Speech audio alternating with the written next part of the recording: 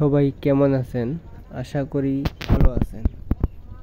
আজকে আমার জার্নি ছিল ফরিদপুর থেকে টাঙ্গাইল যাওয়ার।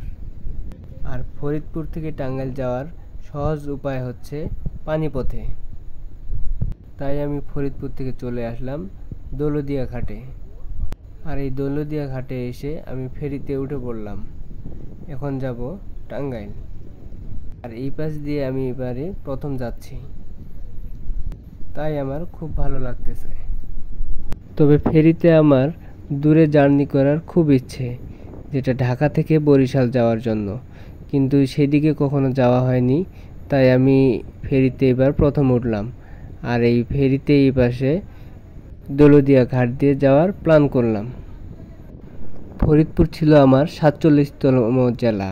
আর ফরিদপুর জেলা ঘোরার পর আমি আসছি ৪৮তম জেলা রাজবাড়িতে। আর রাজবাড়ি ঘোরার পর এখন আমি চলে যাচ্ছি টাঙ্গাইলে। কেন জানি আমার খুব ঘুরতে ভালো লাগে, তাই যত ইচ্ছে আমি ঘুরতে থাকি। আর এর সাথে আমি যেতটুকু পারি ভিডিও করে আপনাদের দেখার চেষ্টা করি।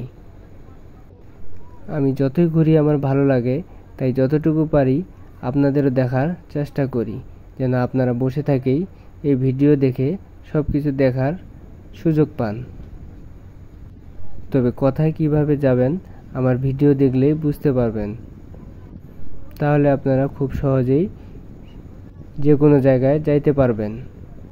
আমার যদি কখনো মন খারাপ হয় তাহলে আমি ঘুরতে বের হই। আর আমি যতই ঘুরি ততই আমার মন ভালো থাকে। তাই আপনাদের মন খারাপ হলে আপনারা ঘুরতে বের হবেন, এবং যত ঘুরবেন তত মন ভালো থাকবে। আর নিজের দেশটাকে একটু ঘুরে দেখার চেষ্টা করুন যে বাংলাদেশে কি কি আছে। আমাদের বাংলাদেশে এখনও অনেক কিছু দেখার মতো জায়গা আছে, যেগুলো আমরা এখনও যাইতে পারিনি। তাই নিজের দেশটা একটু ঘুরে তারপর অন্যান্য দেশে ঘোরার চেষ্টা করুন। আল্লাহর দেওয়া সৃষ্টি এই জায়গাগুলো অনেক সুন্দর, তাই সময় পেলেই একটু আল্লাহর সৃষ্টি এই জায়গাগুলো ঘুরে আসবেন। আর আমি কথা বলতে বলতে এখন ফেরিঘাট পের হয়ে গেলাম। এখন আমি উঠব মেন রোডে।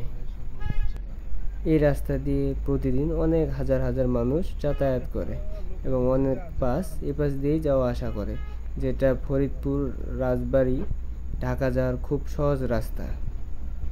আপনারা এই পাশ দিয়ে কে কে গেছেন সবাই একটু কমেন্টে জানাবেন। আর সবাই ভালো থাকবেন, সুস্থ থাকবেন, এবং সবাই সবার জন্য দোয়া করবেন। ভিডিওটি ভালো লাগলে অবশ্যই লাইক, কমেন্ট, শেয়ার করবেন। সবাই ভালো থাকবেন, সুস্থ থাকবেন। আল্লাহ হাফেজ।